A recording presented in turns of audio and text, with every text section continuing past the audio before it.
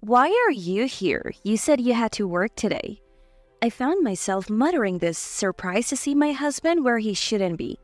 Right now, I'm at the City Hall's health department. I came here to submit our newborn child's birth certificate. My husband, who had promised to submit it with me, said a sudden work obligation came up and didn't show. So he shouldn't be here. While the clerk was checking if there were any errors in the birth certificate, I couldn't take my eyes off my husband. Perhaps because it's early in the morning, there aren't many other customers? Because of this, I could clearly hear my husband's voice at a counter a short distance away. Although hidden from view by my husband, it seems like there's a woman right next to him. I saw the clerk handing over a small booklet. "Thank you for registering for the program aimed at pregnant women." I gasped. I began to suspect my husband might be having an affair with this woman. After all, the only men who normally accompany women to these programs are their husbands. Perhaps the father of the unborn child might accompany, but the woman and my husband didn't seem to have an age gap big enough to be father and daughter. My husband doesn't have sisters, so the possibility of her being a relative seemed unlikely. "Our first child is due next year. Oh, I can hardly wait." My husband said this with a smile. Then, what about the child I struggled to give birth to? My name is Amelia. I'm 37 years old. I handle secretarial and miscellaneous tasks at the company run by my husband Nolan, who is 3 years my senior. Nolan and I met almost a decade ago and started dating.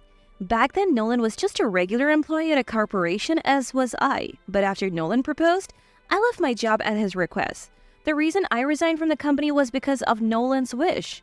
"I'm thinking of starting my own company. I want you to quit your current job and help me with mine. I want you to support me in both my personal and professional life. Will you marry me?" The idea of starting a business, asking me to leave my job, and proposing marriage, it was all so overwhelming, but I loved Nolan, so I agreed to everything. Understood, I'll support Nolan with all my strength. Nolan often talked about wanting to start a business, so I somewhat anticipated this future. "Amelia, thank you. I knew you would say that." Nolan was overjoyed, and so we got married and I left the company I had been with since graduating college to help with Nolan's business. We worked tirelessly together to get the company off the ground. Initially, Nolan frequently expressed gratitude to me, but gradually, he began to adopt a condescending attitude. "I'm taking care of you. I'm providing for you and giving you a job. You should be more grateful." He started making such patronizing comments and looked down on me. Yet I couldn't bring myself to dislike him, as he was once the man I loved, so I just endured it. "The company's finally stable, so let's think about having kids. You're getting close to 35 after all." We began considering children, but after a year of trying without success, we started visiting a fertility clinic. It was tough, but at 37, I finally got pregnant. Nolan fully cooperated with the fertility treatment, and we both worked hard at it, so when I found out I was pregnant, I was truly overjoyed. Nolan was also very happy about it. "Yes, we're finally going to have a baby." Nolan was moved to tears. Then he began to express more concern for me, saying, "You must not overdo it until the trimester of stability." Nolan's attitude softened a bit, almost returning to his old self, which made me happy, and I savored our happiness. Morning sickness was tough, but Nolan, despite being inexperienced, did his best to cook for me, helping me through it. As a baby in my belly grew healthy one day, Nolan suddenly said something unbelievable. Nolan was also very happy about it. "You know, with advanced maternal age, there's a higher chance of having a child with disabilities. Maybe we should not go through with a pregnancy?" I couldn't believe my ears at his sudden suggestion. What? What did you just say? "I mean, since advanced maternal age is risky, let's give up on having the child."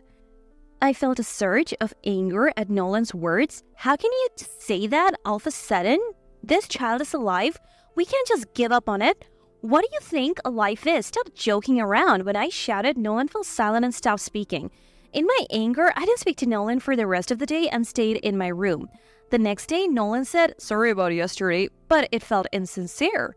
Even though he was so happy when I got pregnant, I wondered why his attitude changed so suddenly. Gradually, Nolan started treating me coldly again, and the condescending remarks returned.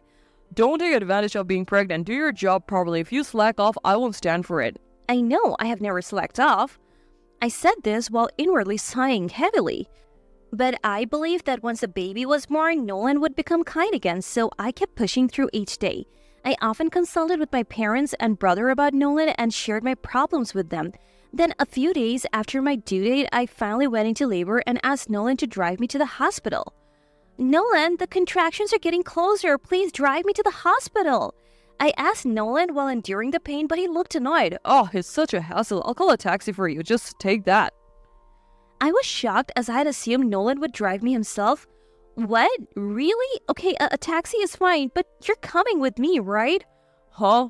I have urgent work, so no way. It doesn't make a difference whether I'm there or not. I'm not interested in being there for the birth anyway. Just wait, I'll call a taxi for you. I was saddened by Nolan's attitude, but the pain of the contractions soon became overwhelming. I went to the hospital alone by taxi and eventually gave birth to a healthy baby boy. However, Nolan didn't show up for the birth during my hospital stay or even at my discharge. After leaving the hospital, I went back to my parents' house for postpartum support. My parents and brother doted on the baby and took great care of me. I was supposed to have Nolan submit the birth certificate, but this morning he said he had work and didn't come. In the background of the phone call, I could hear what sounded like announcements from a shopping mall or something similar, so he was probably lying. But even if I pointed that out now, he probably wouldn't come anyway. But pointing that out wouldn't make him come, so I decided to go myself with my parents to the local health bureau. When I submitted the birth certificate, the health bureau official smiled warmly, congratulated me, and gave me various informational materials and keepsakes. As I was about to leave with these items, I unbelievably spotted Nolan. He was with a young woman registering for a program for pregnant women. "Nolan? What? Why?" I muttered in shock, and there Nolan was, cheerfully telling the city hall staff, Our first child is due next year. "What? What does this mean?" I was in a state of confusion, but soon realized that Nolan must have been cheating. Realizing that Nolan's cold attitude was due to his affair, I prepared divorce papers online and immediately filled in my part. Nolan and the young woman, having finished registration for the program for pregnant women, started walking towards the exit. I decided to confront them and gently tap Nolan's shoulder. He turned around, caught sight of me, and showed a look of shock. Amelia? But why? How? "Why? Because you broke your promise to submit the birth certificate, so I came to do it? What's going on? Who is this woman? You're registering for a program for pregnant women, weren't you? Explain this." Despite my effort to stay calm, I couldn't help but confront him emotionally. Nolan, looking evasive, stuttered, Oh, well, "Answer me! What are you doing leaving me and the baby alone like this?" As I yelled, Nolan froze for a few seconds before retorting defiantly. Huh. I found true love. This girl is much younger than you, only 24. Met her at a bar, you know, the one near the station we went to a few times. Then the young woman with a vulgar smile said, "Hi, I'm Yolanda. I've heard about you, but wow, you really are a plain old lady. Hilarious." Trembling with anger, I asked Nolan, "Is she really pregnant with your child?" Yes, unlike you. Yolanda got pregnant naturally. We spent so much on fertility treatments because you couldn't get pregnant. Yolanda is superior to you as a woman. You're just defective as a woman. Nolan laughed as he hurled these hurtful words at me. "Exactly, I'm better than you as a woman. I'm younger and cuter, and I got pregnant naturally. I'm more suitable to be the wife of a rich man like Nolan." Yolanda joined Nolan in belittling me. "And don't you wear too little makeup? Even if you just had a baby, you should take more care of your appearance, especially with that plain face of yours." Huh. Yolanda kept hurling insults at me, taking advantage of my silence. Obviously, a child born to a young woman is healthier and definitely cuter than one born to an old one. Amelia, you're just useless now. Nolan laughed heartily as if he found it genuinely funny. His words made it clear why he suddenly became cold during my pregnancy. The young woman, his mistress Yolanda, must have gotten pregnant, so he no longer needed to focus on our baby. That's why he abruptly suggested giving up on the birth. It was despicable.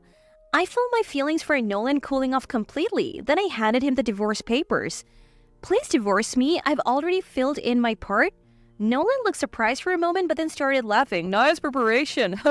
I'll sign it right now. Nolan quickly scribbled his signature and handed it back to me. There you go. You file it. Honestly, you have become even more like an old lady after pregnancy and childbirth. That's pathetic compared to Yolanda. Women should always be young. That's none of your business. Goodbye. I'll come home later to pick up my things, and obviously I won't ever help with the company again. Don't need your help anyway. I can handle everything as a president. Don't flatter yourself, idiot. I see. Then I'll go.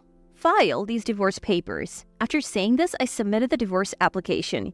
Yolanda, looking triumphant until the end, said, "Pathetic old lady. Sorry for winning because I'm cute." Nolan and Yolanda left City Hall, ostentatiously close to each other. I immediately called my brother to tell him about what just happened. Then I went home with my brother and he helped me pack up my belongings. Since I had gone to my parents' house for postpartum support, I had sent only the essentials there. However, naturally, there were still many of my things left at the house. After packing, I returned to my parents' house with my brother. My family, who had been aware of the situation with Nolan, comforted me. My brother said to me, Sis, you did the right thing, divorcing that guy. My parents also smiled and said, "You have really been through a lot. Let's raise the child together from now on." Thank you, everyone. I'm sorry for worrying you. I appreciate your help moving forward. I was able to enjoy my days while struggling with the challenges of first-time parenting. My son was adorable, and though I now detest Nolan, I'm grateful to him for the chance to meet my son. My son was showered with love from me, my parents, and my brother, growing up healthily. Then 3 months passed in a flash. Suddenly, Nolan appeared at my parents' house. Reluctantly, I decided to deal with him at the entrance. "What do you want?" showing up out of the blue. Hey, Amelia, come back home and help out at the company again. Nolan stated bluntly and coldly. "What?" "Oh, I see. The company's not doing well, is it?" Yes, ever since you quit, our clients don't want to deal with us. Because of that, the company's in trouble. Nolan exclaimed. Indeed, the company's success had always been due to me. I had been desperately keeping the company afloat by negotiating everywhere, so it had been stable until now. Nolan, acting arrogant as a president, just dumped work on me and actually had no talent for management. So after we divorced and I stopped helping, the company's management probably plummeted. "Oh, when filing for divorce, you said that everything would be fine as long as you, the president, were there. It's laughable that the company faltered so quickly without me." Shut up. Nolan shouted, frustrated. Everyone's saying they can't deal with me. They all say Amelia was better and more competent. What the hell, even though I'm the president? "That's because you never took work seriously. You always dumped everything on me, even when I was pregnant," I said coldly, and Nolan groaned. "Your mistress Yolanda, was it? Why not ask her for help?" Yolanda left as soon as the company started to falter. I couldn't help but burst out laughing. Stop laughing. Turns out Yolanda only liked me because I was a rich president. When things got financially tough, she took the child and left. She's the worst, just after the money, damn it. Nolan spat out hatefully, then suddenly started pleading in a whiny voice. Look, I really only need you, Amelia. Come back home. If you come back to the company, I think we can turn things around. Everyone says they listen to you. I need you, Amelia, please. I'll apologize for everything. "Don't just say whatever is convenient for you. There's no way I'm coming back. I don't care about the company. You're the president, so you figure it out and stop with that disgusting pleading voice." I firmly refused. Don't be like that. Bring the child too. By the way, what's the gender again? A girl, right? I sighed heavily. I had already texted him the gender at birth, but Nolan couldn't even remember that.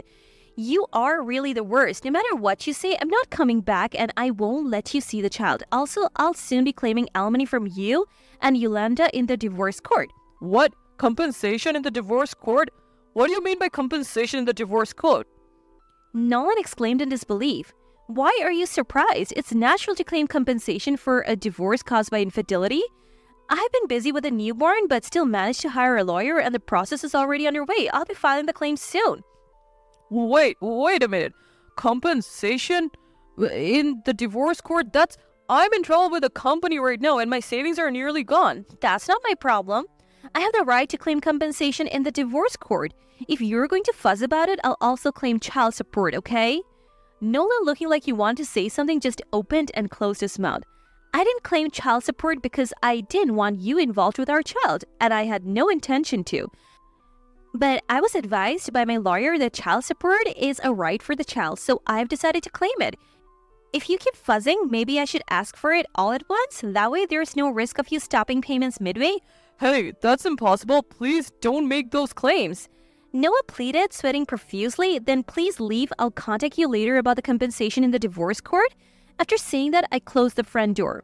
Then I filed a claim against Yolanda for compensation in the divorce court using a notarized document. While investigating Yolanda, I visited the bar where they met, a familiar place to me and where I knew the manager. It was a familiar bar that I also frequented, and I knew the manager. After explaining the situation, the manager told me about Yolanda, who was a regular. Yolanda seemed to be a regular customer there. She often got drunk at the bar, and the manager had to take her home a few times. Knowing her workplace, I gathered a lot of information about Yolanda. I filed claims for compensation in the divorce court against both Nolan and Yolanda, but they both resisted and showed no signs of paying, so I visited a law firm and asked the lawyer to intervene. My lawyer, Miles, was very sincere and capable, so the claim for compensation in the divorce court was smoothly settled. As we met often for meetings, Miles and I gradually became attracted to each other and eventually started dating. Yolanda, somehow finding out that Miles and I were dating, tried to steal him from me. I heard from Miles that she went to his law office and made a passionate approach. "Hey lawyer, why don't you switch to someone younger and cuter than that old lady? I'm much better, you know." Apparently, she said this in a flirtatious voice, but Miles replied, "I'm not interested in women like you, and Amelia is not an old lady. She's far more wonderful than you. If you're just teasing, please leave." Confused by Miles' cold response, Yolanda muttered, "Why? I thought I could easily take him away like I did with Nolan," losing to such an old lady, and left the law office with shaky steps. Afterwards, many City Hall staff and visitors had witnessed the altercation between me and Nolan, so the rumors about Nolan and Yolanda quickly spread. The rumors continued, and especially for Nolan being a company president, it remained a hot topic. His reputation spread quickly among his business contacts, and unable to receive any support and having to pay me the compensation, his funds depleted, leading to his business closure. Yolanda, apparently upset about losing to me, continued to obsess over Miles and frequently visited his law office. Miles consistently rejected her advances, but Yolanda cried out, "I can't stand losing to such an old lady. Choose me." Due to her persistence, she was eventually banned from the law office and even had the police called on her. Shockingly, it turned out that the child Yolanda had was not Nolan's. She had been involved with multiple men and got pregnant without knowing the father's identity. Desperate to marry wealthy Nolan, she claimed the child was his. Nolan was outraged. "I was deceived. I left Amelia and my child because Yolanda said she was pregnant with mine. This is outrageous. How can she do this to my life?" Nolan and Yolanda are currently embroiled in a complicated legal battle. Meanwhile, I got remarried to Miles. Miles proposed to me, saying, "Amelia, I promise to make both you and your child absolutely happy." My parents and brother fully supported and endorsed Miles' sincere personality. Blessed by everyone, we started our married life. Soon after our marriage, Miles got transferred, and my son and I decided to move with him. In this new place, while busy with household chores and parenting, I am living a happy life with my kind husband and adorable son.